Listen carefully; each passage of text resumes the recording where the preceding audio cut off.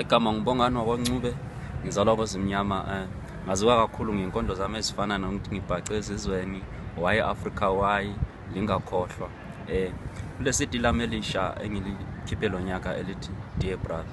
Kakhulu Dear Brother, ngakhuluma kakhulu ngengoma ethi Dear Brother, ikhuluma ngama-Africans.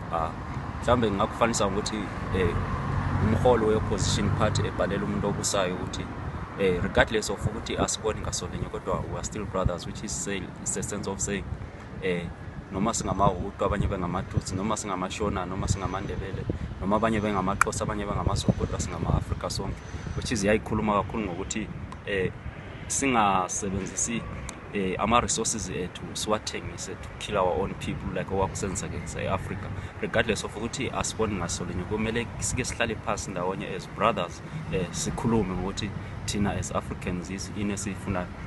And izikhona njalo amaculo afana la leli lithi Dakabeti litose elikhuluma ngokuthi sasisonke kakhulu amakhalanga namandebele, lichasa ngokuthi konke ekuhluphekene sakubonayo as abantu basemathebeleleni bakwaMthwakazi, ekuhluphekeni kwethu sasisonke. Akekho ngesikhathi segugurawundi wangabuza ukuthi likhalanga lobo lishona. Nxa sebutswana sibizwa ngokuthiwa singamatebele sonke, nxa se-South Africa kuthiwa singamakhalanga sonke. Ngalokho ke ngangichaza ukuthi kuko konke esikwenzayo kumele sibambane, singahlukani as isizwe sikaMzilikazi noMambo. Bese kusiba khona mhlawumbe nenye ingoma elisinikeza ithemba ethi